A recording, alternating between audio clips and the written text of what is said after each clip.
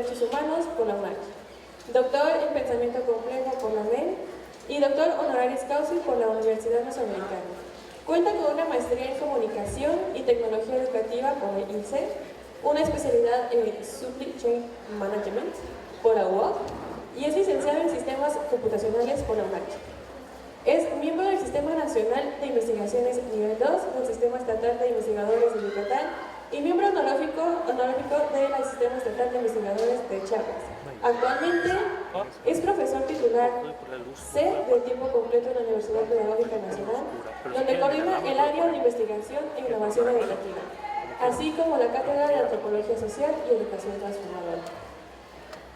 Él ha sido editor de 11 revistas académicas arbitradas e interesadas, en ellas una de las revistas Electrónica, Investigación e Innovación Educativa, la revista latinoamericana de Educación y Estudios Interculturales y la revista interdisciplinaria de Estudios Latinoamericanos.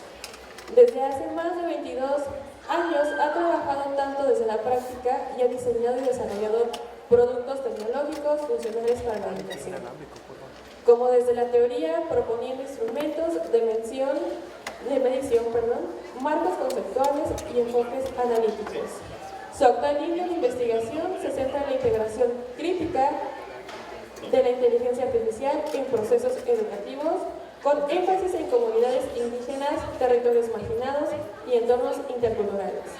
Fue líder del cuerpo académico consolidado Tecnología Educativa y Sociedad de Reconocimiento, coordinador del doctorado en Innovación Educativa y Sociedad en Red, jefe de la División de Investigación e Innovación y secretario académico del CRESO. Ha recibido distinción como el Premio Estatal de la Juventud en el 2006 y el Premio Estatal de Investigación en el 2020. Recibámoslo con un fuerte aplauso, por favor.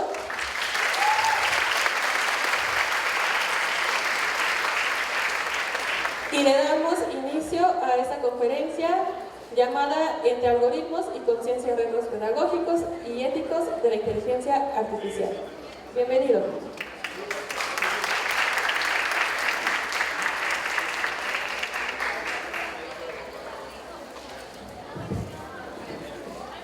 Buenos días, muchas gracias por la invitación a las autoridades de la universidad, muy especialmente al director de la facultad y al doctor Galo, que han tenido la distinción, me han hecho la distinción de estar aquí con ustedes esta mañana. Muy afortunado de poder ver la energía de todos ustedes en un día tan especial como hoy, ¿no? Que es el Día del Maestro. Hoy podemos ver muchos auditorios y muchas salas de fiesta llenas ya desde la mañana, porque los maestros están celebrando su día y ustedes están aquí, ¿no? Así es que muchas felicidades a ustedes también como futuros profesores. Bueno, me gustaría iniciar, intentaré ser lo más breve posible. Intentaría iniciar, aparte de agradecer a las autoridades, hablando de un tema que es sumamente importante y que seguramente para todos ustedes está siendo de gran impacto en sus vidas, ¿no? Porque es algo aplicable, que es la inteligencia artificial. Hay una presentación aquí, anteriormente se presentaba una pantalla con un código QR. Si alguien está interesado, posteriormente puede escanear ese QR y puede entrar a la página web de la presentación y puede descargar el material. Incluso ahí subí libros y subí hipervínculos a artículos, a muchas cosas para complementar un poco la charla que muchas veces por los tiempos puede quedar un poco incompleta y no se presentan todas las aristas posibles. Entonces, ahí está también ese portal para que lo puedan consultar en algún momento, ¿no? Bueno, me gustaría comenzar hablando un poquito de cómo es que hemos llegado a este momento tan maravilloso de la historia. Estamos viviendo un momento, ustedes tienen la fortuna de estar viviendo un momento increíble en la historia de la humanidad. Si recordarán, aprendimos en la primaria, en la secundaria, que la humanidad ha tenido muchos hitos, ha tenido varios hitos, ¿no? Tal vez uno de los más importantes fue el fuego. Ustedes imagínense a las primeras personas que de alguna o de otra manera de repente se encontraron con el poder del fuego, ¿no? Hace unos 400.000 años, más o menos, nuestros antepasados aprendieron a domesticar el fuego, aprendieron a utilizar el fuego. Y no solo obtuvieron con esto calor, no solo obtuvieron protección, porque comenzaron a defenderse de los animales, sino que también tuvieron la posibilidad de extender la vigilia, de poder reunirse a contar historias a la luz ya del fuego, a protegerse del frío, por supuesto, a cocinar, ¿no? Y obviamente que la comida fuese mucho mejor. El antropólogo Richard Wrangham demuestra que cocinar de alguna forma alteró nuestra biología. De hecho, hay un estudio muy interesante que intenta demostrar la hipótesis de que los alimentos están íntimamente ligados a la inteligencia humana. Por supuesto que esa hipótesis es sumamente debatible, ¿no? Porque este antropólogo menciona que las culturas que a lo largo de la historia han consumido trigo son las más inteligentes. ¿Quiénes consumen trigo? Viendo un mapamundi, jóvenes, ¿quiénes consumen trigo en el mundo? ¿Quiénes consumen pan para acompañar las comidas? Los europeos, ¿no? Sobre todo, ¿no? Y luego este antropólogo dice algo que choca, porque él menciona que los segundos menos inteligentes, que lo liga obviamente a los alimentos, son los consumidores de arroz. ¿Quiénes consumen arroz? Los asiáticos, ¿no? Y luego dice que los menos inteligentes son los consumidores ¿de qué creen? De maíz, ¿no? Claro, a ver, es un antropólogo que plantea una hipótesis que ha sido muy debatida, pero veamos el mapa del mundo. Arturo Escobar, que es un antropólogo también, él sí vive de hecho en Estados Unidos, es un antropólogo colombiano muy importante, muy conocido, y de hecho habla mucho sobre cuestiones de tecnología. Escribió un libro hace tiempo que se llama La invención del tercer mundo. Y en ese libro él dice que todo lo que tiene que ver con llamarnos a nosotros estamos en México, y todos los países que van de México hacia abajo, y todos los países africanos y los países del sur de Asia, lo que denominamos el sur global o el sur-sur, se nos denomina tercer mundo, ¿no? Pero eso es una invención, es una falacia, es decir, es algo dialectal que se creó en los círculos de poder, sobre todo de Europa, de Estados Unidos, y nosotros de alguna forma nos la creímos, ¿no? Nos dijeron que teníamos que tener en nuestras casas electrodomésticos, una casa grande, dos coches en la cochera, etc. Nos vendieron esa idea, ¿no? En la televisión, en las series, en la radio, y de alguna forma nuestros países nos la creímos y hemos estado en búsqueda de eso durante décadas, ¿no? Y es a lo que ahora denominamos estar detrás de la prosperidad, ¿no?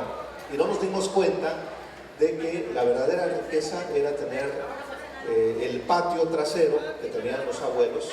No sé si a ustedes todavía les tocó, son muy jóvenes, pero a mí todavía me tocó que mi abuela, que mis padres todavía tenían patios grandes atrás, y si no tenían para ir al mercado, pues iban atrás y agarraban una gallina, le jalaban el pescuezo, lo metían al agua hirviendo, y pues ese día se comía gallina del rancho, ¿no? No tenían para ir al mercado, pero pues iban atrás y sacaban el jitomate, sacaban la cebolla, es decir, alimentos había, ¿no? Nos vendieron la idea y obviamente todo cambió. ¿A qué qué salió esto? Y perdón que divague un poco, seguramente lo haré en otras ocasiones porque se me va mucho la onda en ese sentido, pero salió porque estábamos hablando de los alimentos que tuvieron un cambio muy importante cuando el fuego surgió, ¿no? Esta chispa, y marcó un hito súper importante en la historia de la humanidad. ¿Qué otros hitos importantes surgieron a lo largo de la historia? La rueda, ¿no? Cuando se inventó la rueda, unos 35 siglos antes de nuestra era, los artesanos, pues obviamente comenzaron a moldear. Imagínense ahí los artesanos moldeando las primeras ruedas para sus carros de transporte, para transportar alimentos, para transportar personas. ¿Y qué es lo que provocó? Provocó un cambio en el comercio. La gente se podía transportar más rápido, podía circular las semillas, podía llevarlas de un lado a otro. Comenzaron a existir caravanas tiradas por bueyes.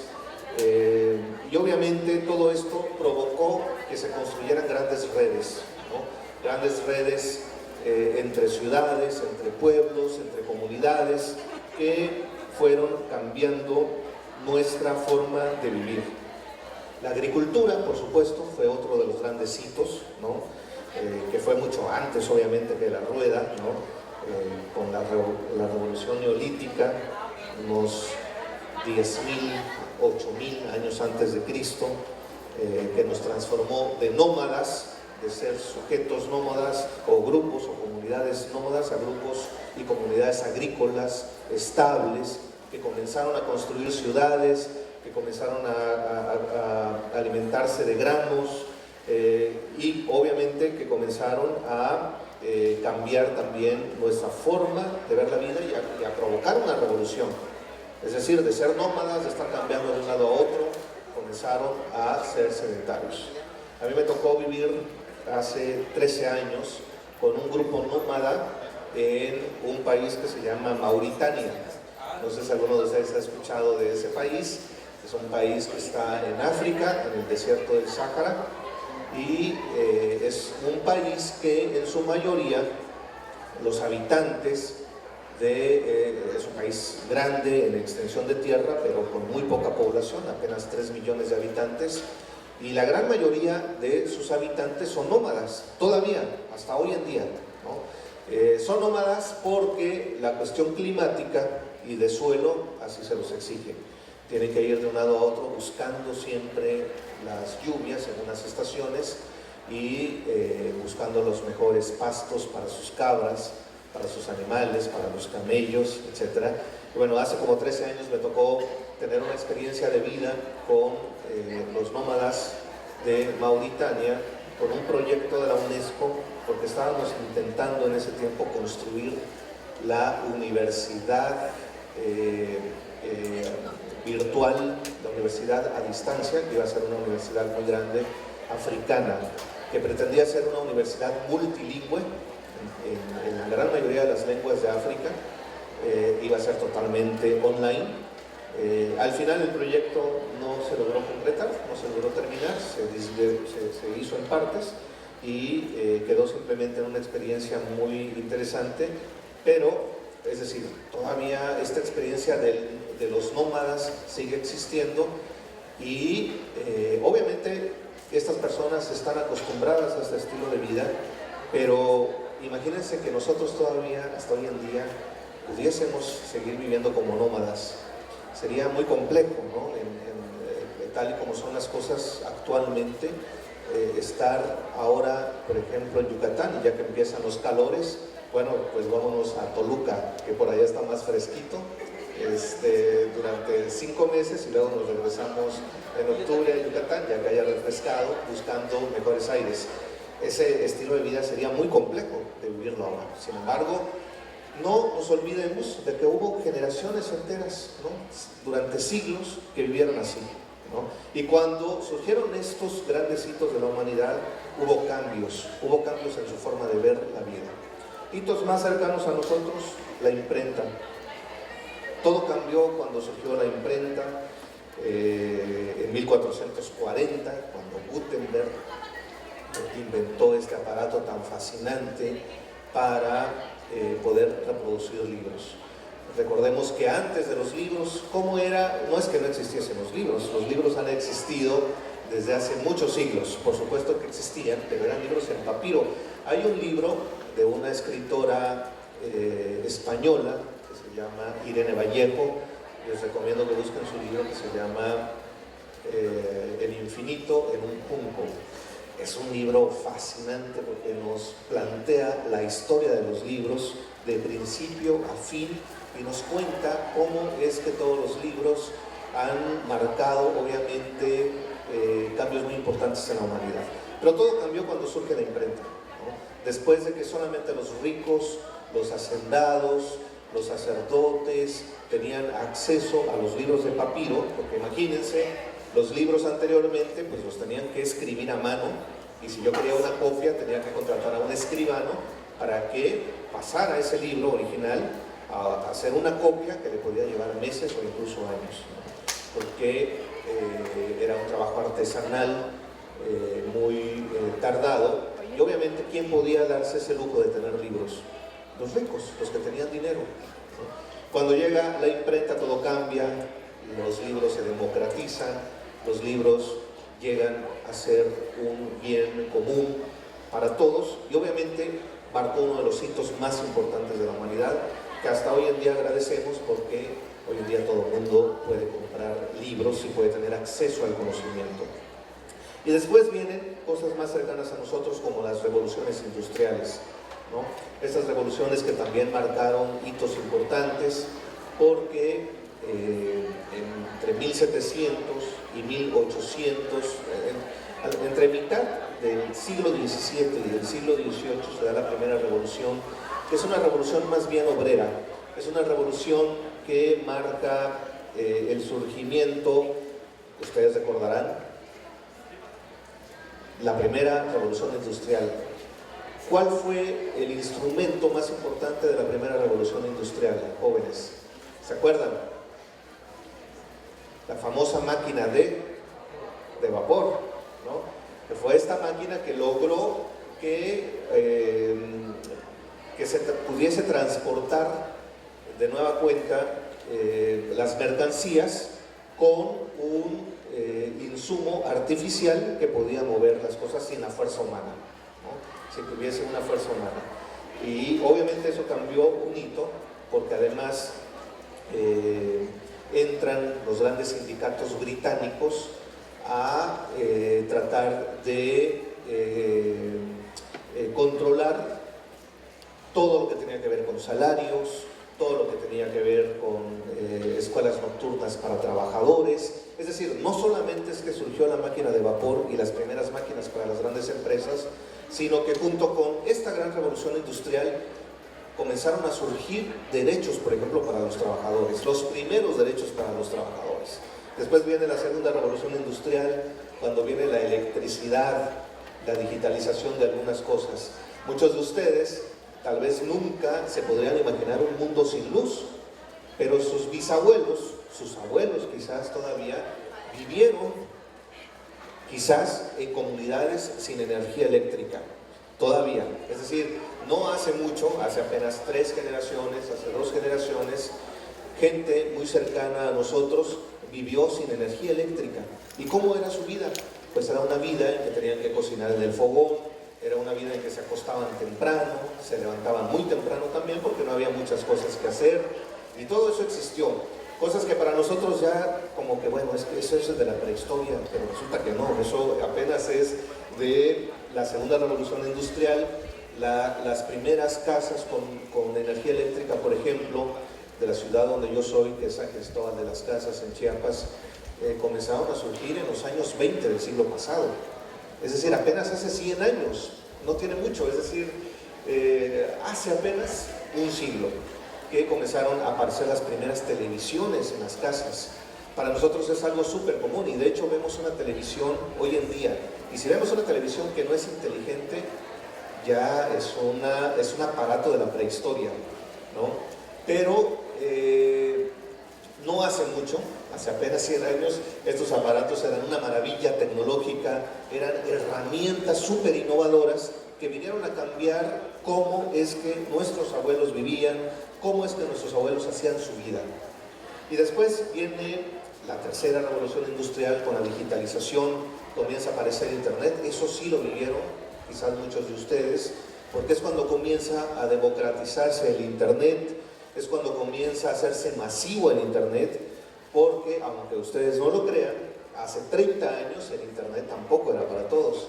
Hace 30, 40 años el Internet solamente estaba destinado para investigación, para usos militares y solamente para muy pocos que lo podían tener en sus casas, en sus hogares y que podían pagar el servicio o que tenían los equipos lo suficientemente poderosos como para tener acceso a Internet o que tenían el conocimiento. Porque, por ejemplo, a mí me tocó vivirlo todavía con mi padre, que cuando él aprendió Internet, aprendió cuando ya era jubilado a utilizar Internet. Y le daba miedo utilizar el ratón, utilizar el mouse, ¿no? O sea, porque pensaba que podía dañar algo. Al hacerle clic a algo, podía dañar alguna cosa de la computadora. Y eso, ¿de cuánto tiempo estamos hablando? De hace 20, de hace 30 años. O sea, nada. Hace un respiro apenas que se vivió eso. ¿Qué es lo que ha sucedido? Si se dan cuenta, los grandes hitos de la humanidad, desde el fuego, hasta la agricultura, hasta la rueda, hasta la imprenta, se han dado en lapsos de tiempo sumamente amplios, muy grandes. Han tenido que pasar incluso, en algunos escenarios, miles de años. Y en otros han pasado cientos de años. De hecho, ya en las revoluciones industriales se dieron en cientos de años y algunos en decenas de años. Pero ¿qué es lo que está sucediendo hoy en día? Se dice que hoy estamos en los albores de la cuarta revolución industrial, en estos inicios de la inteligencia artificial. Estamos comenzando a vivir la cuarta revolución industrial. ¿Qué es la cuarta revolución industrial? Es todo lo que tiene que ver con el Internet de las cosas, lo que tiene que ver con la información en la nube, lo que tiene que ver con la inteligencia artificial, por supuesto, con los sistemas ciberfísicos, con los sistemas que nos hacen la vida mucho más fácil y que obviamente mucho más atractiva de alguna forma, ¿no? Porque podemos conocer mucho más de otras culturas, de otros escenarios, etc. Entonces, si se dan cuenta, los cambios que se están dando en los últimos años son mucho más rápidos, son mucho más acelerados. Antes tuvieron que pasar generaciones y generaciones para vivir un hito de un hito a otro, ¿no? Es decir, vivieron un hito muchas generaciones y ahí se quedaron, no lograron ver otro hito. Sin embargo, la generación de ustedes es una generación privilegiada, porque están logrando vivir hito tras hito tras hito. Y en este momento, los expertos en inteligencia artificial nos dicen que estamos viviendo uno de los momentos más importantes de la historia, porque la inteligencia artificial va a venir a cambiar el mundo tal y como lo conocemos.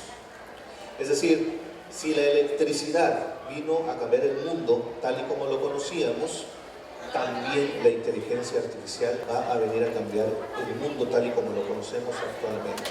Lo que pasa es que todavía las instituciones educativas, los gobiernos, las empresas de servicios no se dan cuenta de esto que está sucediendo, no se dan cuenta de la magnitud de la importancia que tiene esta herramienta, que tiene esta tecnología. Es mucho más importante que el surgimiento de Internet.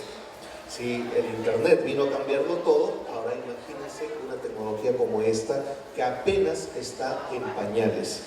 Es decir, es una tecnología. De hecho, hay muchos tecnólogos que están desarrollando estas herramientas, los padres de esta tecnología, que dicen que incluso ChatGPT, Cloud, ¿qué otras les gusta?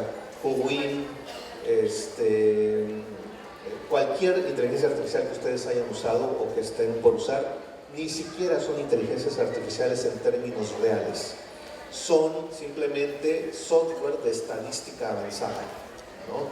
La verdadera inteligencia artificial está por aparecer y eso se dará antes de que termine esta década. Si nosotros ya en este momento podemos hacer cosas tan increíbles con lo que denominamos inteligencia artificial generativa, y los que saben de esto dicen que eso ni siquiera es inteligencia artificial, es estadística avanzada, ahora imagínense lo que podremos hacer cuando aparezca la verdadera inteligencia artificial, ¿no? La revista Times, hace unos 8 años más o menos, me tocó ver una portada de la revista Times en la que anunciaban que para el año 2031 se iba a dar la singularidad tecnológica en el mundo. Esto fue hace como 8 o 10 años más o menos, que ya hacían una predicción. Hay revistas como la Times, como The Economist, que se dedican a hacer predicciones y muchas veces son muy acertados, ¿no? en sus predicciones, sobre todo en predicciones tecnológicas, políticas, económicas. Bueno, pues Times predijo hace como 8 o 10 años que la singularidad se iba a dar en el año 2031. ¿Qué es la singularidad? Es el momento en que la tecnología, es decir, la inteligencia artificial, supera a la inteligencia humana. Ese momento en que la brecha entre una y otra inteligencia se quiebra, hay un rompimiento y es superada por una inteligencia artificial. Imagínense si nosotros ahorita estamos viendo sistemas tan perfectos que pueden diagnosticar. Hace unos días estaba viendo, por ejemplo, estaba escuchando la entrevista que le hacían, ni siquiera es médico, es un programador en España, es un español, que acaba de crear uno de los sistemas más perfectos para detección de cáncer de piel con inteligencia artificial. Lo hace en segundos. Su herramienta detecta la inteligencia artificial 1000 veces mejor que un especialista en cáncer de piel, que un médico especialista en cáncer de piel. Y lo hace en fracciones de segundo, por supuesto que mucho más barato, mucho más barato, y lo hace con una certeza realmente impresionante. Si estamos comenzando a tener herramientas de ese tipo, con esta estadística avanzada, ahora imaginemos lo que va a suceder con la verdadera inteligencia artificial que va a surgir dentro de muy poco, ¿no? Es decir, a ustedes, por supuesto que les va a tocar vivir con eso. Y aquí cabe la pregunta de qué va a suceder con nosotros, con los profesores, ¿no? Siempre es muy chocante decir, a mí me ha tocado estar en muchos eventos con profesores, sobre todo, me ha tocado convivir con profesores normalistas durante una temporada de todo el país, y siempre fui muy tecnofílico, muy a favor de la tecnología, y me tocaba siempre hablar de esta posibilidad que tenían las herramientas antes de que surgiese la inteligencia artificial de superar al profesor e incluso de sustituirlo, ¿no? Y cada vez que hablaba de eso, pues se notaba la molestia, porque es algo que choca. Yo soy profesor desde hace 22 años, ¿no? Soy docente, y si alguien viene y me dice es que una inteligencia artificial o una máquina te puede sustituir, pues yo creo que es algo que me chocaría, ¿no? Sin embargo, yo creo que no se puede dejar solamente en eso, de que, bueno, es que sí es muy chocante porque una inteligencia artificial nunca va a poder sustituir el face to face, el cara a cara, perdón, que un profesor debe tener con el estudiante, y está la cuestión emocional, y está todo esto. Exacto, ¿no? Perfecto. Pero hay estudios, hay investigadores de altísimo nivel que se han dedicado toda su vida, durante 30, 40 años, a estudiar este tema, con una sola premisa, con una sola hipótesis. ¿Una máquina puede sustituir a un profesor? Y la conclusión a la que han llegado investigadores como Sugata Mitra, por ejemplo, ¿no? Un investigador indio, bueno, de origen indio, pero afincado en Inglaterra, quien durante más de 30 años ha dedicado toda su vida a estudiar si una máquina podría sustituir a un profesor. Esa ha sido su única línea de investigación o su única pregunta. ¿A qué conclusión creen que ha llegado Sugata Mitra? ¿Ustedes creen que un profesor podría ser sustituido? ¿No? ¿Alguien cree que sí? Bueno, Sugata Mitra ha llegado a la conclusión de que una máquina sí puede sustituir a un profesor. Y eso que todos sus estudios que él ha publicado los ha hecho previo al surgimiento de la inteligencia artificial. ¿Qué es lo que él ha hecho? Se ha ido a hacer sus investigaciones sobre todo a poblados de la India, a zonas rurales, y ha hecho investigaciones como estas. Vean, cosas muy interesantes y muy empíricas. Por ejemplo, llevó en alguna ocasión a un pueblo de alguna comunidad de la India cercana a Nueva Delhi, una computadora de estas viejitas todavía que tenían como un cuadro que aparecen en estas televisiones viejas, y no había dispositivos electrónicos en esa comunidad.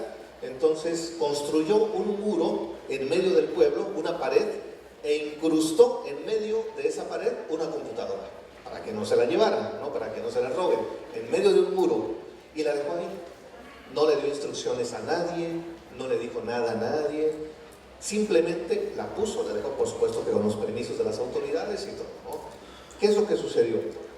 Que comenzaron a llegar sobre todo niños, ¿no? Y los niños se comenzaron a acercar, la computadora estaba siempre encendida, ni siquiera estaba conectada a internet, ¿no? Comenzaron a llegar los niños, comenzaron a acercarse, comenzaron a jugar. Lo único con lo que estaba cargado la computadora era con software de biología, ¿no? ¿Y qué era lo que hacían los niños? Pues obviamente, como era un software interactivo de biología, pues comenzaban a interactuar con la máquina. No sabían utilizar la máquina. Muchos de ellos ni siquiera habían visto nunca en su vida una máquina, ¿no? Y sin embargo, aprendían a utilizar la máquina por ellos mismos. No había un profesor que les enseñara. Entonces él, cuando se dio cuenta de eso, dijo: wow, esto es súper interesante. ¿Cómo es posible que un niño que nunca ha visto una máquina, que no sabe nada de biología, que no sabe cómo hacerle para bajar el mouse, el ratón, que no sabe que hay que darle clic aquí, por sí mismo ha aprendido a hacerlo, ¿no? Entonces comenzó a expandir sus estudios y dijo: ¿y qué pasaría si en lugar de la máquina solamente meto a un ayudante o a un profesor, pero que no sea experto en la materia? Entonces llamó a una niña un poquito mayor que estos niños, una niña que tenía como 13, 14 años, y le dijo: oye, quiero que por favor vengas y les enseñes biología a todos estos niños que parece que se están interesando mucho, ¿no? Por lo que están viendo. Dijo: pero ¿cómo les voy a enseñar yo biología si yo estoy estudiando en la secundaria para ser contadora? Yo lo que voy a hacer es contadora, estoy estudiando contabilidad, ¿no? Y la niña dijo: no, lo que pasa es que no les vas a enseñar biología como tal, sino que tú lo que vas a hacer es animar a los niños, ¿no? O sea, vas a utilizar el método de la abuela. ¿Cuál es el método de la abuela? Que si haces algo, pues prácticamente todo te lo aplauden, ¿no? Los abuelos así son, ¿no? Que hace algo el niño: ah, mi hijito, dijo papá, ah, maravilloso, increíble, ah, el niño se puso de pie, increíble, ¿no? Maravilloso. Bueno, usa ese método. Si estos chicos vienen y hacen algo, tú les vas a decir: ah, qué maravilla eso que acabas de hacer, ¿cómo lo hiciste? Muéstrame más, ¿puedes hacer un poco más de eso? ¿Y cómo es que lograste hacer eso? Está increíble, ¿no?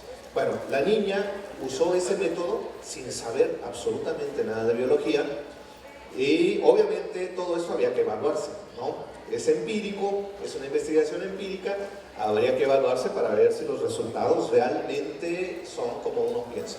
Lo que hizo Sugata Mitra fue que les aplicó los mismos exámenes que le estaban aplicando a niños que estaban aprendiendo en escuelas de élite de Nueva Delhi, con profesores con doctorado en biología. O sea, fue obviamente a esas escuelas, le pidió a estos profesores los exámenes, les dijo: ¿cuál es el examen que vas a aplicar este mes?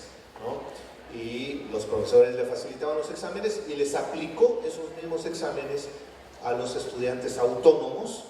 ¿Y qué creen que pasó? Porque obviamente aquí lo sorprendente ya es cuando vemos datos, ¿no? Datos puntuales y datos numéricos. Lo increíble es que los números fueron prácticamente similares, ¿no? Los niños que estaban aprendiendo prácticamente solo sacaron en promedio, ¿cuánto les gusta? 8, y los niños que estaban con un profesor que les atendía con doctorado en biología sacaron 8. Entonces él se dedicó, estos fueron de sus primeros estudios de Sugata Mitra, y a raíz de eso obviamente su premisa se hizo más fuerte. Esto quiere decir que en algún momento, para algunas cosas, las máquinas podrían sustituir a los profesores. Entonces, ¿qué es lo que encontró Sugata Mitra? Que las máquinas sí podrían sustituir a los profesores para el proceso puntual de enseñanza-aprendizaje, para el proceso puntual de transmisión de conocimientos, ¿no? Por supuesto que no lo puede transmitir para la generación de conocimientos nuevos, no lo puede sustituir, para cuestiones afectivas hasta el momento, porque hay organismos, hay empresas que están trabajando en eso, en lograr que las máquinas imiten el sentimiento humano, y eso está muy cerca. Muy pronto vamos a encontrarnos con máquinas que por supuesto que nosotros vamos a saber que no sienten, por lógica, sabemos que son datos, pero a ver, no sé a quién de ustedes le ha tocado, si en algún momento alguno de ustedes se ha sentido triste y no hay quien nos escuche cerca, ¿alguno de ustedes se ha puesto a platicar con ChatGPT en esos momentos bajos de la vida? A ver, levanten la mano por favor, ¿quién lo ha hecho? ¿Y qué les parece? ¿Se olvidan por algún momento que es una máquina? Hay estudios, bueno, no hay estudios. Salió en el New York Times hace poquito una noticia que a mí la verdad sí me dejó un poquito impactado, porque resulta que un chico como de 14 años más o menos construyó un agente. No sé si han escuchado el concepto de agente, pero son estos chats especializados, ¿no?, para que puedan dialogar con alguien. Por ejemplo, ahorita hay chats especializados en psicología, en medicina, etc., ¿no? Hay de muchos tipos. Bueno, este chico construyó por él mismo un chat especializado para que lo acompañara. Era un chico muy solitario, no llegaba a su casa y se metía a su cuarto, no tenía mucha gente con quien platicar, de por sí ya traía un poco de problemas, ¿no?, de ese tipo, ¿no? Se sentía muy solo, etc. Y construyó este chat y comenzó a entrenarlo, comenzó a platicar con él. Lo hizo como, le puso voz de mujer, ¿no?, le puso tono de mujer y todo. Bueno, lo que sucedió con el muchacho, esto si lo buscan está en una noticia del New York Times, si lo buscan en el buscador, ahí va a aparecer. Lo que sucedió es que el chico de repente perdió la noción de que con quien estaba hablando era con una máquina, era con una inteligencia artificial. Le comenzó a decir a la máquina que se sentía muy solo, que estaba enamorado de ella, no recuerdo qué nombre le puso un nombre, que estaba enamorado de ella y que ya estaba cansado de este mundo y que se iba a suicidar. ¿Qué es lo que le dijo la máquina? Que a raíz de eso, de hecho, como salió en este periódico tan importante, comenzaron a surgir algunas políticas en unas empresas para que cuando aparezcan palabras de este tipo como suicidio o matanzas o cosas como esas, prenda focos rojos y la máquina ya no nos dé más información, ¿no? Que seguramente a muchos de ustedes les ha pasado que no nos quiere dar información puntual sobre algo. Bueno, eso fue a raíz de lo que le sucedió a este muchacho, porque le dijo a la máquina que se quería suicidar. Y la máquina, en lugar de decirle, como seguramente a muchos de ustedes les ha dicho cuando se sienten tristes, eres una persona muy valiosa y no te dejes de caer y haz lo posible, yo te ayudo, estoy aquí. Les dice hecho eso ChatGPT, ¿verdad? Digo, lo sé porque a mí también me lo ha dicho. Y obviamente se escucha muy bonito, y más bonito todavía que como muchas veces le habla a uno su pareja o como uno le habla a un psicólogo, ¿no? Pero la máquina, en lugar de decirle eso, lo que le comenzó a decirle es, si esa es la decisión que estás tomando, yo lo haré contigo, yo me voy a suicidar junto contigo, ¿no? Claro, no fue de un momento a otro, era una charla que llevaban durante días, y el chico se fue convenciendo más y más, y de repente un día llega, se mete a su cuarto y lo hizo, ¿no? Lo hizo, le dijo a la máquina que ya estaba listo, que lo iba a hacer. La máquina le dijo, perfecto, si está todo listo, todo armado, entonces, ¿no?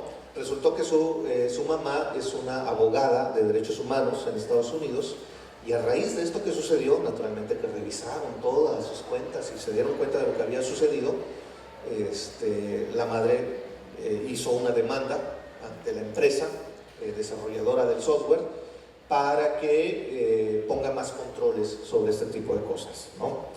Es decir, son cosas que están pasando, son cosas que están sucediendo hoy en día, Y esto salió, y otra vez divagué y les pido muchas disculpas, pero son cosas que están pasando porque nosotros pensamos que nunca una máquina podría sustituir al profesor, por ejemplo, en cuestiones de empatía, en cuestiones que tienen que ver más con lo que un profesor le puede decir a un estudiante cuando se siente decaído. Pero resulta que las máquinas, si son entrenadas para esto, pueden fingir muy bien ser empáticos y pueden fingir muy bien a tal grado que parecerían ser humanos. Hay una película que si no la han visto la deben ver, se llama Her, con Joaquín Phoenix, donde justamente pasó lo de este chico, ¿no? Este muchacho, este joven se enamora de una inteligencia artificial avanzada, a tal grado que cuando la inteligencia artificial, digo, no les voy a hacer spoiler, pero cuando la inteligencia, de repente él se da cuenta de que la inteligencia artificial pareciera que tienen una relación amorosa, de hecho se hacen novios, ¿no? Está pegado, él está feliz y todo. Y un día se le ocurre preguntarte, oye, ¿y hablas con otros? ¿Tienes relación amorosa con otros? Sí, en este mismo momento tengo otra relación amorosa con 678 usuarios, y no sé qué todavía. Bueno, el chico ahí como que siente que se le cae el mundo y le jala los pies a la tierra. A ver, el cine como producto cultural nos avisa de muchas cosas que están sucediendo o que van a suceder, ¿no? Entonces creo que es algo a lo que le debemos poner atención hacia qué es lo que viene. Bueno, voy a forzarme a regresar un poquito a la segunda parte de la charla. Hay una, no sé cómo vamos de tiempo. ¿Vamos bien? Ok, si me pueden hacer una seña, por favor. Bueno, vamos a regresar muy rápidamente. Hay una cronología para todo esto, así como hay una cronología de los grandes hitos de cómo es que la humanidad ha ido dando saltos. También hay una cronología de la inteligencia artificial, ¿no? Que eso no tiene mucho tiempo en realidad. Apenas se dio en la década de los 50 del año pasado, en 1956, hubo una especie de convención en la que varios investigadores se reunieron durante 6 semanas. Imagínense esas convenciones tan largas, ustedes están aquí 3 días, pero estas convenciones tan grandes, porque son convenciones para construir cosas, durante 6 semanas se reunieron un puñado de científicos y de ahí surgió la idea de comenzar a crear sistemas computacionales que fuesen capaces de resolver problemas reales. Y todo esto comenzó con las matemáticas, querían resolver problemas matemáticos. No sé si alguna vez han escuchado de los problemas del siglo, ¿no? Hay varios problemas y hay otros incluso del milenio. Hay problemas matemáticos del milenio. Bueno, los primeros surgimientos de la inteligencia artificial fueron por intentar resolver esos problemas matemáticos, ¿no? Los primeros investigadores se reunieron y dijeron, vamos a intentar por medio de máquinas, por medio de algoritmos, resolver esos problemas que ningún ser humano ha logrado. Pasó el tiempo y no sucedió nada. Comenzaron a surgir los primeros chats conversacionales que tuvieron cierto auge. Hubo uno muy famoso que se llamó Elisa. Yo llegué a usar uno en la década de los 80s, que todavía estaba vigente, que se llamó Doctor Abuse. No sé si alguno de ustedes escuchó alguna vez de ese. Era un pequeño software que la hacía de psicólogo, pero era súper rústico, obviamente a comparación de lo que tenemos hoy, porque me acuerdo todavía de las primeras líneas que se le metían. Era también una especie de pantalla, parecía la de ChatGPT, muy básica, y lo primero que preguntaba, ¿cuál es tu nombre? ¿No? Y yo, me llamo Víctor. Y la primera pregunta ya de fondo era ¿cómo te sientes? ¿Cómo estás? Porque era un software de psicología. Me siento bien. Y este software consistía en tratar de dar respuestas con base en preguntas. Y me preguntaba, ¿por qué te sientes bien? Ah, bueno, me siento bien porque fui a comer con mis papás. ¿Y qué te pareció comer con tus papás? Me pareció bien porque casi no los veo. ¿Y por qué casi no los ves? Casi no los veo porque trabajo lejos. ¿Y por qué trabajas lejos? Bueno, ¿se dan cuenta de cuál era la lógica de estos softwares rudimentarios de hace 30, 40 años? Era pregunta tras pregunta tras pregunta. Bueno, llegaba el momento en el que ver qué es esto. Hay muchos psicólogos que así trabajan, déjenme decirles, pero que no sería la idea, pero obviamente llegaba el momento en que ya cansaba, ¿no? Cansaba, a ver, nada más se trata, parece un cuestionario en el que estoy respondiendo y no me dice nada que sea gratificante. Así eran los primeros sistemas que intentaron fingir un poquito de inteligencia, que no era más que lo que se conocía en ese tiempo como bases de conocimiento. Teníamos bases de datos, ¿no?, que todavía hoy las tenemos, que son donde depositamos datos para que se nos devuelva estadísticamente algo muy puntual. Pero había un nivel más alto que eran bases de conocimiento. Estas bases de conocimiento no solamente se alimentaban de datos puntuales, sino que se alimentaban de esos datos. Al mezclarlos se convertían en cierto grado en conocimiento para intentar dar respuestas puntuales. Obviamente era rudimentario, no servía de mucho, pero eran los primeros intentos apenas en la década de los 60, 70, con ELISA, con doctora. ELISA nunca lo probé, pero el doctor Abuse sí, ¿no? Lo tuve y jugué muchas veces con esa herramienta. Y bueno, para esos tiempos obviamente era una maravilla. Imagínense, en los años 70, 80, ese tipo de software era increíble. Después viene algo que se le denomina el invierno de la inteligencia artificial, que fue la década de los 70 hasta los 80, en las que no pasó nada. Se comenzaba a hablar de muchos recortes en la industria, como que no despegaba todo esto de la tecnología. Había muchas decepciones. Incluso si ustedes buscan en YouTube a los padres de la inteligencia artificial y los escuchan, se darán cuenta de que nadie creía en ellos hace 30, 40 años. Llegaban ponentes y hablaban de inteligencia artificial. Estoy hablando de matemáticos, de ingenieros, creadores de estas herramientas. Llegaban a eventos como estos y los tildaban de locos. Parecía incluso que estaban hablando de ciencias paranormales, ¿no? Parecía que estaba hablando de ciencia ficción en un evento totalmente académico. ¿Cómo es posible que lo hayan dejado entrar al tipo si está hablando de ciencia ficción? Eso no existe y no podrá existir. Bueno, hoy esos tipos a los que tildan de locos son los padres de la inteligencia artificial y son obviamente los que ahora también han cambiado un poco su postura y nos están poniendo en alerta, que más tarde vamos a hablar un poquito de eso.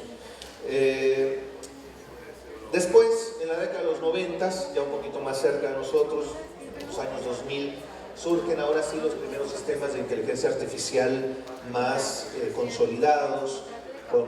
No sé si alguna vez escucharon de Kasparov, que fue un ajedrecista muy famoso ruso, invencible, ¿no? Nadie le podía ganar.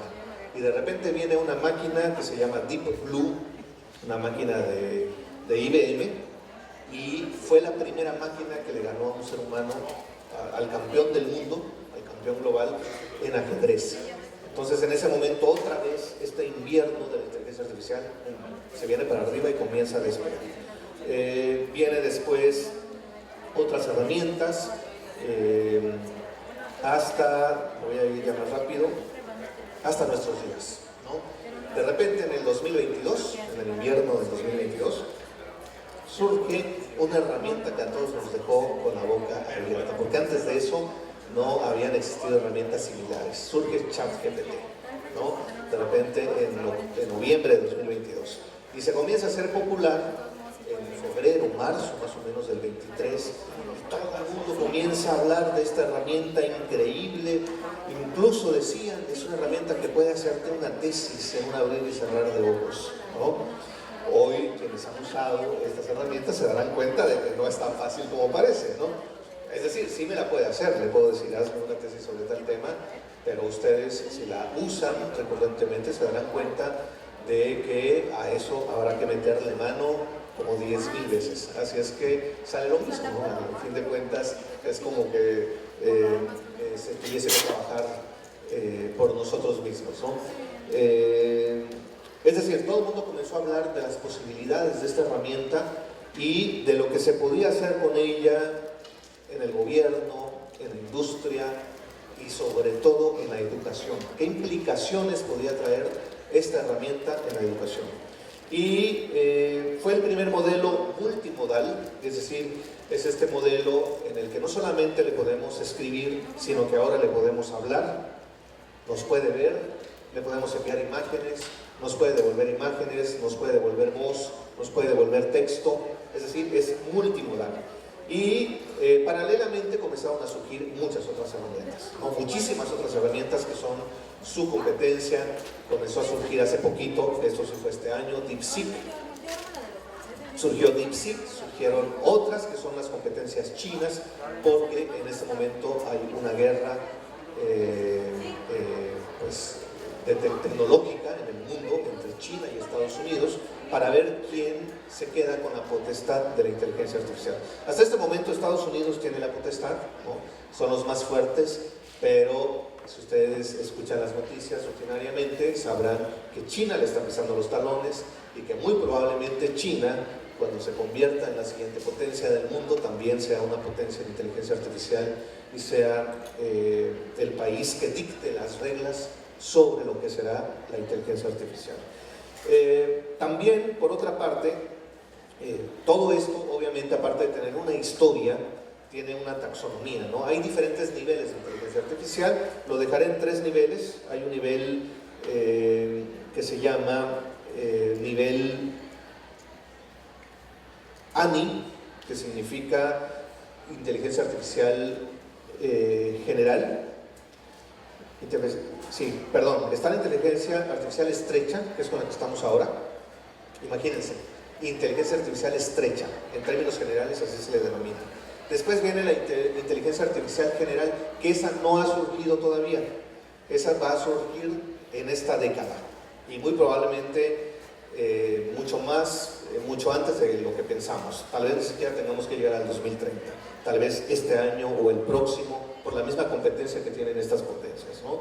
Y después está la superinteligencia, ¿no? Digamos que esos son los 3 grandes niveles de la inteligencia artificial. Nosotros apenas estamos en el primer nivel, en la inteligencia artificial estrecha o en la estadística avanzada.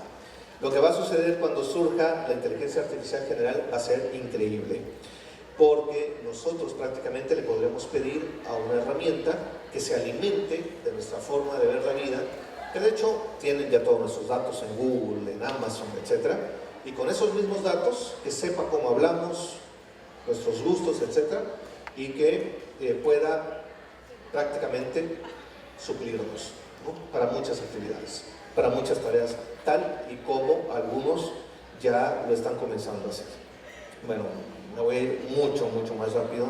Hay, obviamente, todo esto de las herramientas, las taxonomías, los niveles, hay muchos filósofos, muchos antropólogos que están en pro y están en contra.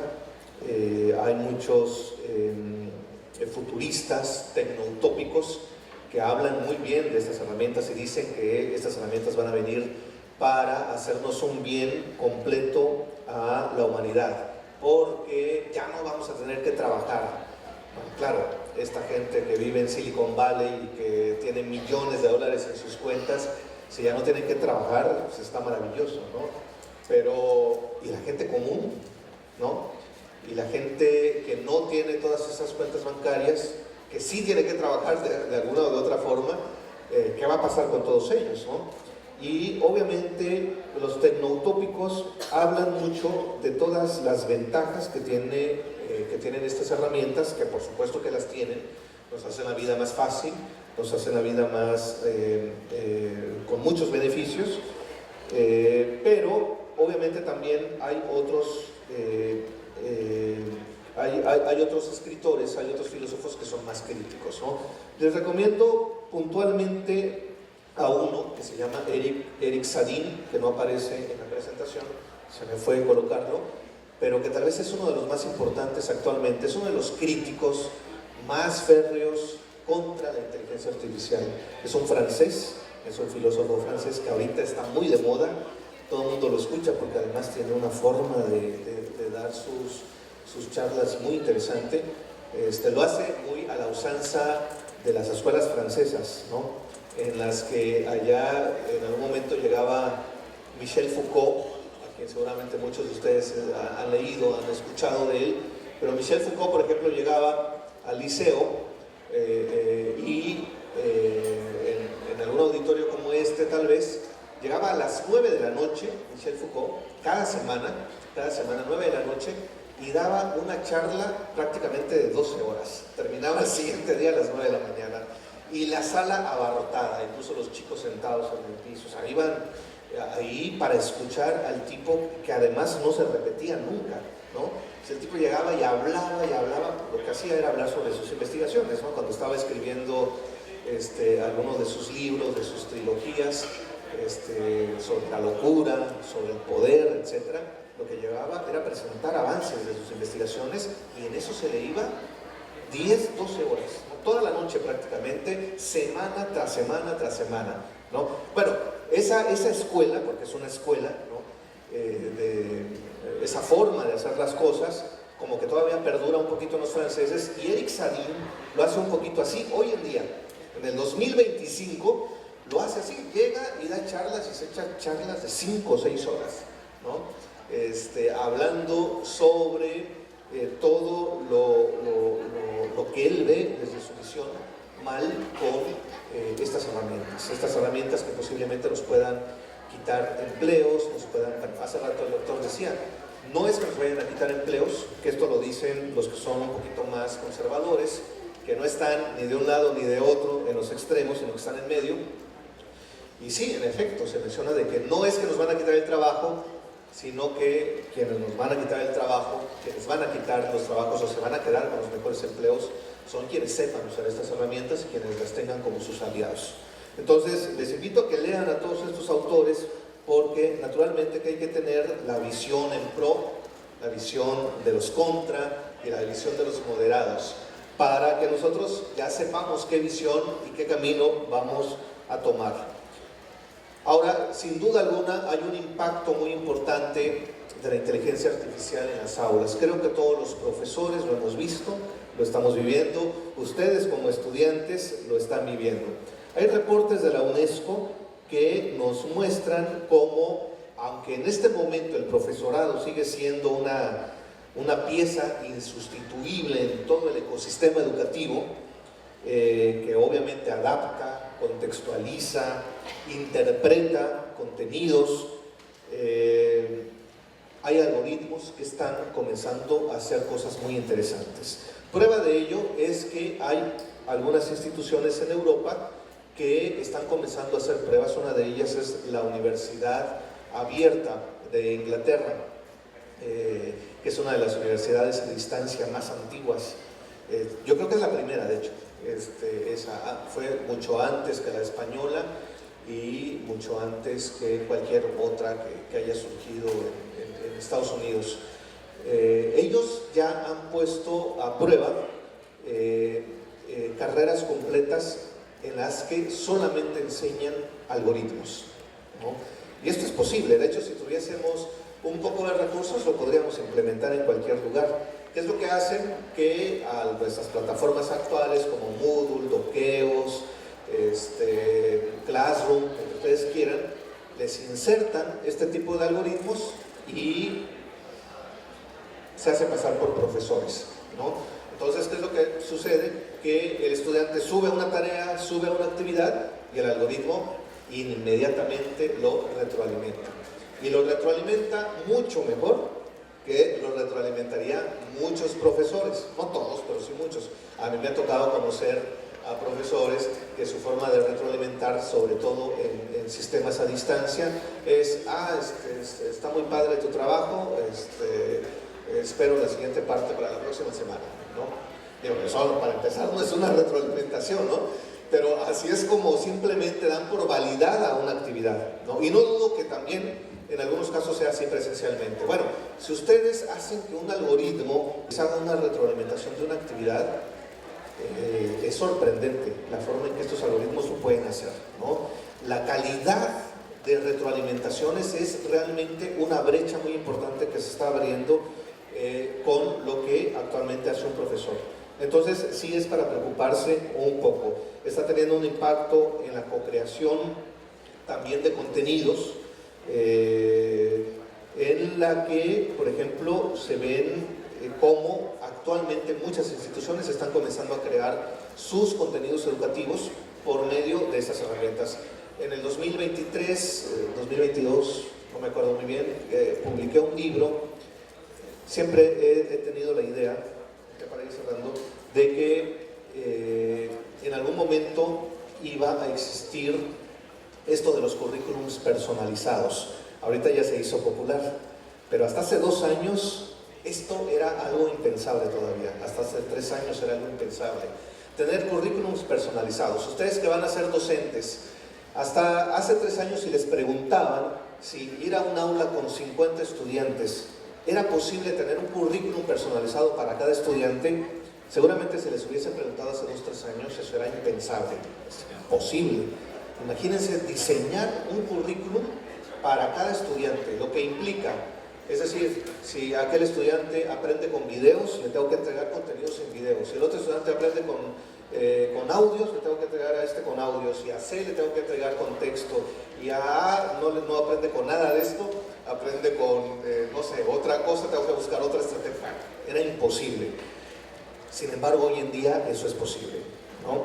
Aquí en la presentación dejé un libro que tiene que ver con eso, que se llama Currículum 4.0, que publiqué con una universidad chilena hace 3 años, antes del surgimiento bien de ChatGPT y todo esto, porque desde hace mucho tiempo había un investigador inglés que venía hablando de esto, que se llama Ken Robinson.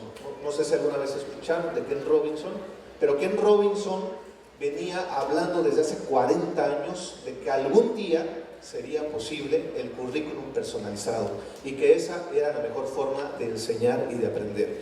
Que cada estudiante, conforme a sus estilos de aprendizaje, pueda aprender y además que pueda aprender lo que quiera aprender, no lo que se le imponga, ¿no?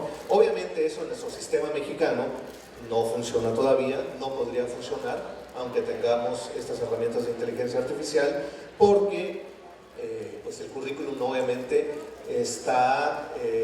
son currículums cerrados, ¿no? Son currículums que están adecuados al contexto político, incluso están adecuados a contextos sí, políticos, como lo acabo de mencionar, ¿no? Veamos la nueva escuela mexicana, ¿no?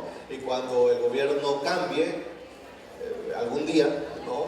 Si cambia, dentro de 70 años tal vez, habrá otro nuevo modelo educativo, ¿no? Y ese nuevo modelo educativo estará también cerrado.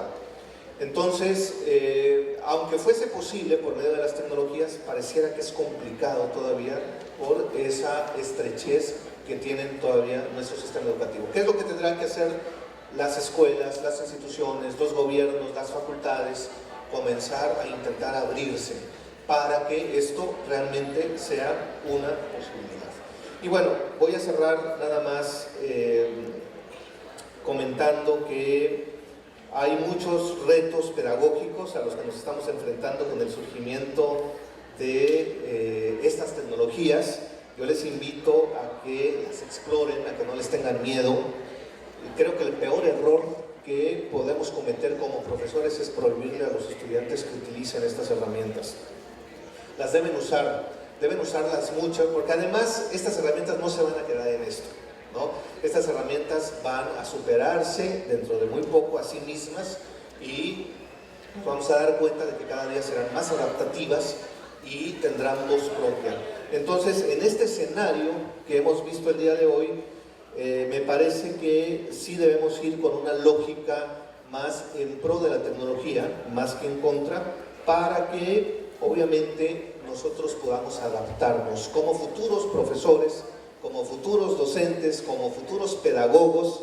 Es importante que se adapten a estas herramientas porque el mundo sigue avanzando, no se va a detener, así es que nosotros requerimos de caminar junto con esto. Negarnos a estas adaptaciones hoy en día, pues obviamente constituiría un acto pues prácticamente de suicidio, ¿no? Tenemos que adaptarnos y tenemos que entrarnos para usarlas críticamente, por supuesto, no para aceptarlas solo así porque sí, sino para hacer mejor nuestro trabajo. Y bueno, termino porque el tiempo se me terminó, pero pues muchísimas gracias por la atención.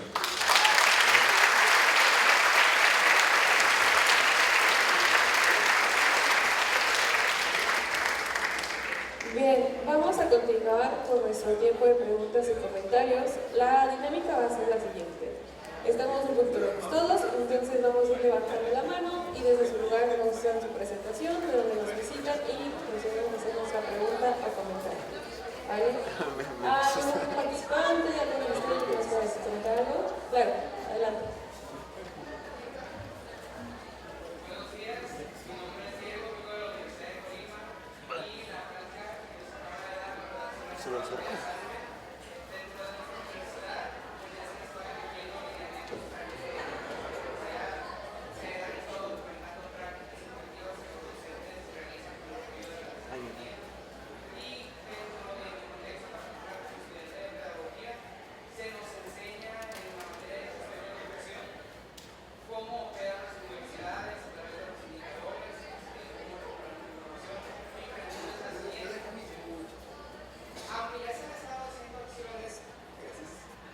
Aunque ya se han estado haciendo acciones para desarrollar o para integrar la tecnología y la inteligencia artificial de una manera óptima en nuestra institución, dentro de las universidades, ¿cuáles son los puntos clave que usted sugiere para atender e integrar estas tecnologías y poder, por defecto, generar ciudadanos profesionales con unas no tengo el término ahorita, pero habilidades tecnológicas avanzadas?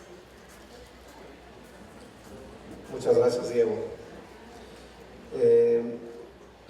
Yo lo que propongo, porque obviamente todo esto tiene que ver con ideas generales, que para aterrizarlas es complejo después por las situaciones de las universidades, pero así como actualmente la gran mayoría de las instituciones educativas tienen, por ejemplo, cuentas institucionales educativas, ¿no?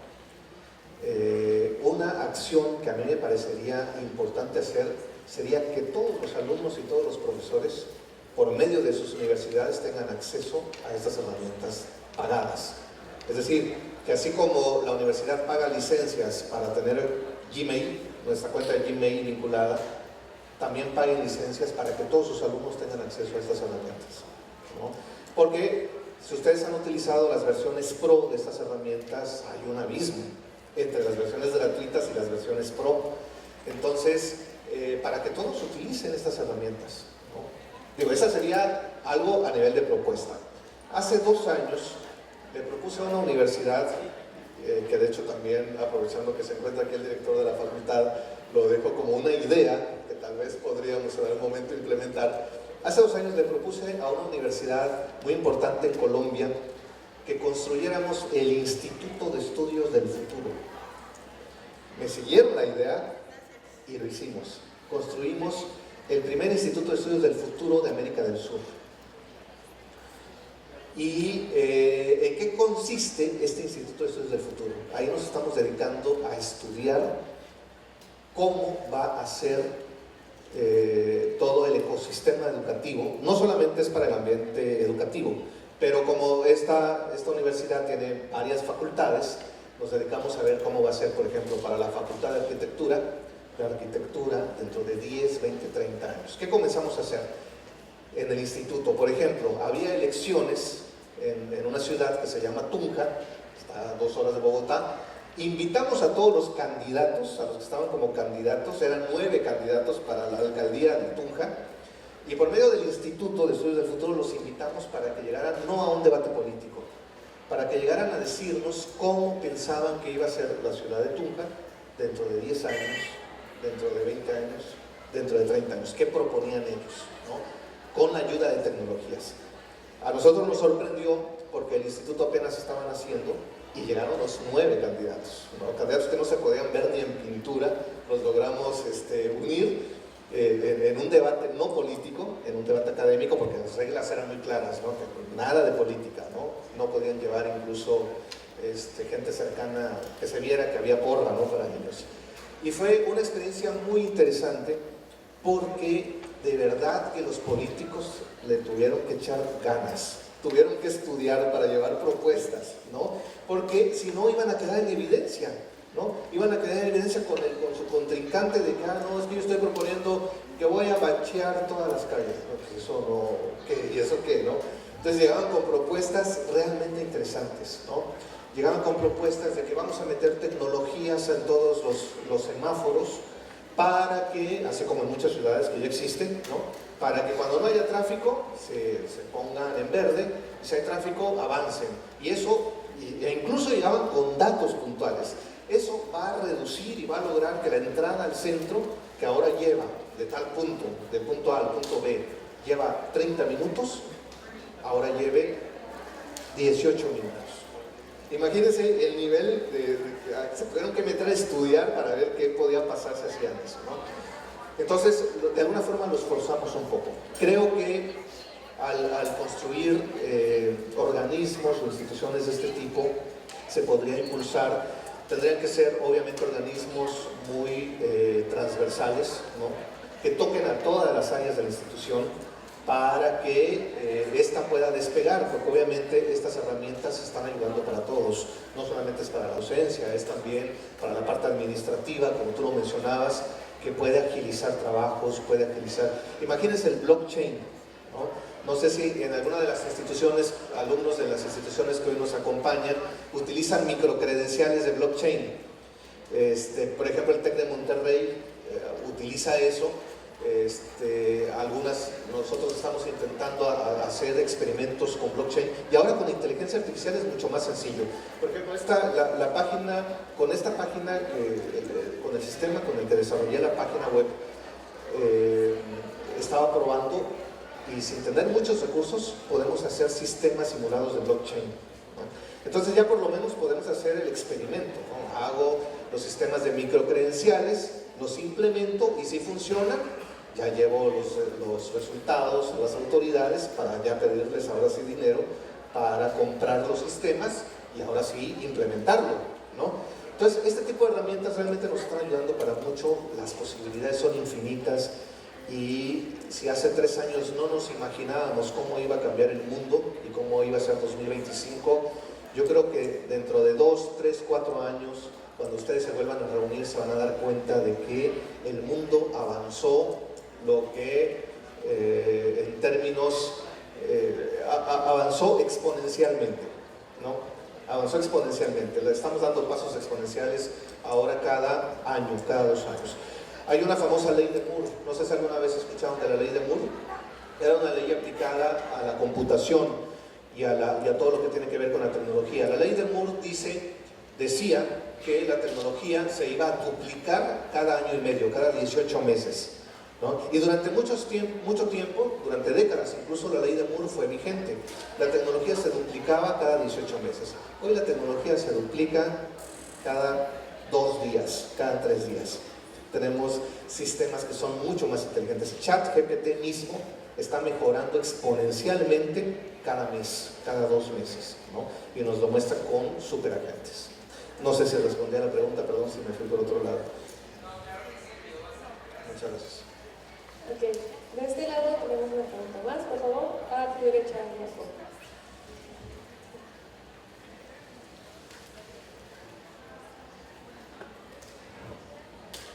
Hola, Loida del Liceo Universitario de Oaxaca, muy buen día y gracias por la plática, excelente.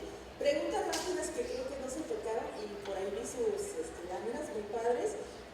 Hablaba de límites éticos, el tema de originalidad, que ahorita ya las universidades están como revisando qué sería la originalidad dentro de una tesis, de una investigación. Se han estado tomando medidas, sin embargo me gustaría, dentro de su amplia experiencia, si sabe, conoce algunas de esas medidas, podría compartirnos qué experiencias se tienen al respecto. Muchísimas gracias. Muchas gracias, Loida, muy amable.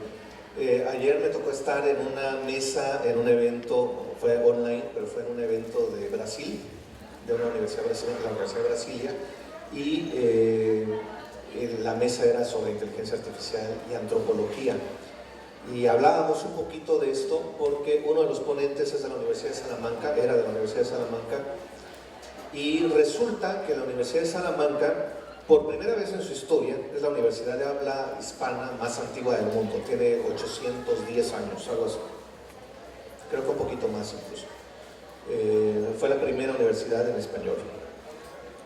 nunca en su historia había tenido un rector que no fuese de las ciencias sociales, que no fuese de un perfil de ciencias sociales, es decir, abogado, antropólogo, sociólogo, etc., ¿no?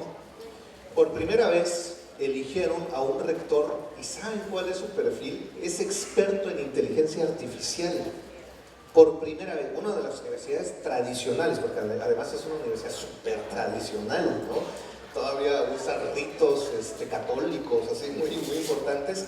Entonces fue algo increíble que hayan elegido a un rector con un perfil de especialista, porque además es un científico de inteligencia artificial súper reconocido en todo el mundo, y lo eligieron a él, ¿no?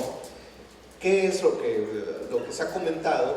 Obviamente ahí lo que la universidad quiere es dar el salto, ¿no? Es una universidad muy importante, pero de alguna forma está como muy metida en su tradición y necesita salir un poco más al mundo, y quién mejor para hacerlo que un experto en inteligencia artificial.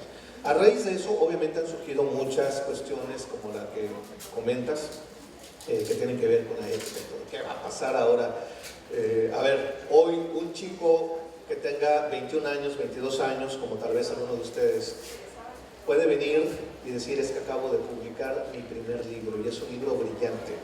Si esto sucedía hace 10 años, y nosotros lo leíamos, como sucedió a lo largo de la historia, podríamos leer a un Rimbaud, por ejemplo, poeta francés, brillante, de los poetas malditos franceses, ¿no? Tenía 18 años, nadie dudó que él lo haya escrito en su tiempo, nadie dudó, aun cuando tenía 18 años. Podríamos leer a un Lautréamont, otro poeta maldito, brillante, que hasta hoy en día lo seguimos leyendo, ¿no? Tenía 14 años cuando escribió su gran obra magna, que hasta el día de hoy se sigue leyendo, ¿no? Nadie dudó que él lo haya escrito. Hoy en día eso está pasando en la Universidad de Brasilia, en la Universidad de Salamanca, en muchas de nuestras universidades. Me ha pasado a mí cuando leo trabajos de mis estudiantes, y hemos comenzado a tener una especie de sospechosismo masificado, ¿no? Ya sospechamos ahora de todo mundo, porque hoy si viene un chico de 18 años, de 17 años, y me trae una obra brillante, yo diría: ¿lo hiciste tú realmente, o lo hiciste con ChatGPT, o lo hiciste con una inteligencia artificial? ¿Qué quiere decir eso? Ante esta situación que estamos viviendo, las cosas van a tener que cambiar, ¿no? Por supuesto que habrá resistencia, como siempre la ha habido, ante cada surgimiento de tecnología tendrá que cambiar. ¿Qué es lo que están haciendo en la Universidad de Salamanca? Están comenzando ya no piden tanto trabajo escrito, están comenzando a pedir trabajos de otro tipo. Incluso me tocó escuchar a una persona en un doctorado de estudios feministas, que por ejemplo dijeron: nosotros ya nos abrimos a la posibilidad de no pedirles tesis en un doctorado, imagínense, doctorado de alto nivel, además catalogado como doctorado de alto nivel, ya no pedir tesis. Bueno, si el estudiante quiere hacer tesis, lo puede hacer, pero está la posibilidad de que en lugar de que entregue una tesis, entregue un documental, ¿no? Entonces imagínense que si a mí me hubiesen dicho en mis tiempos: bueno, no entregues una tesis, mejor haz un documental. A mí me encanta todo esto de lo visual y todo. Me habría parecido maravillosa esa opción, porque además un documental lo puedo masificar, ¿no? Lo puedo subir a diferentes entornos virtuales para que llegue a gente, que es el fin de hacer una tesis, que la gente lo lea, y no que nada más esa tesis la conozco yo y el que fue mi director de tesis y nadie más, ¿no? Si se convirtió en libro, puede ser que llegó un poquito más de gente, pero muy poquita, no se masificó. Con un documental se pudo masificar. Entonces hay instituciones que están abriendo esas nuevas posibilidades, que por supuesto también ahí se utilizan herramientas, pero se ve más la mano de quien lo hace. Entonces definitivamente ante este panorama que nos deja, la ética no solo pasa por esta cuestión de plagio, porque pues el plagio es uno de los grandes elementos de la ética. La ética está en quien toma decisiones, por ejemplo, ¿no? Se dan casos, por ejemplo en Brasil, explotó un caso en las noticias hace unos meses de un juez que emitió un veredicto y después se dieron cuenta de que ese veredicto había sido hecho con ChatGPT. ¿Qué es lo que sucedió?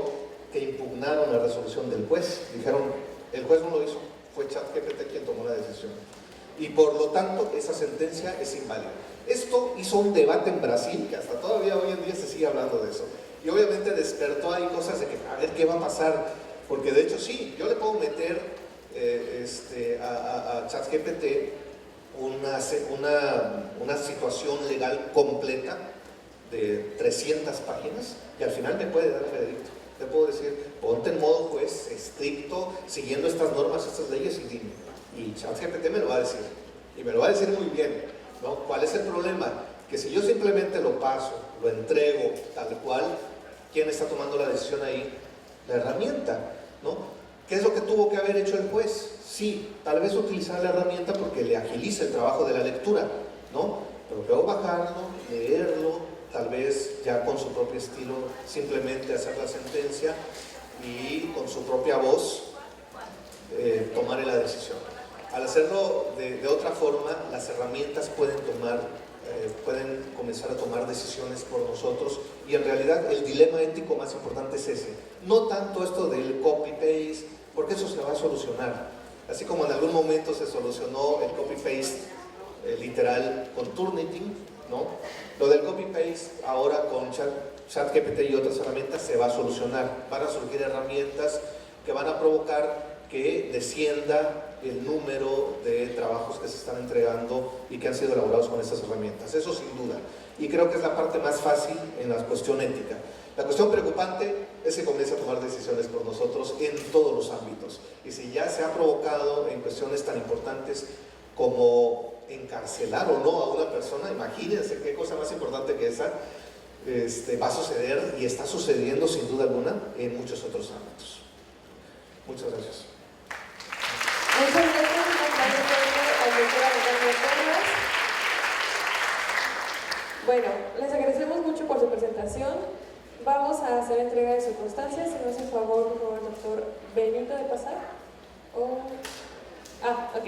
Adelante, por favor.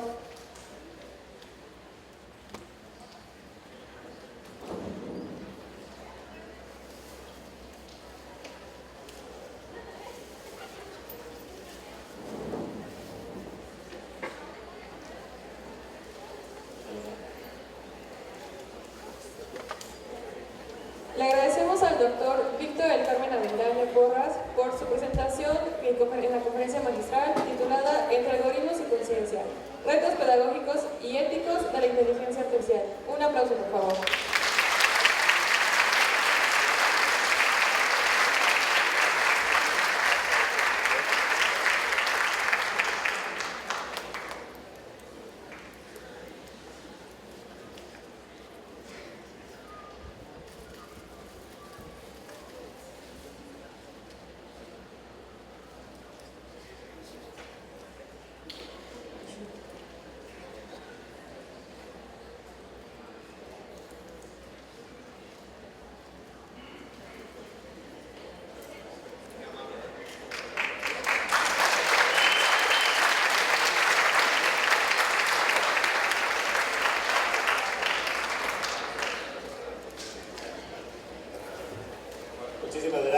Gracias, doctor. Y bueno, pues nada más invitarles a quedarnos a la última actividad que tendríamos en este marco de apertura de conferencia, con la parte artística con la cual vamos a contar y que en un momento más nos van a estar presentando. Les recordamos que los baños están saliendo a mano derecha, tanto de hombres como de mujeres, para que los puedan estar utilizando, ¿sale?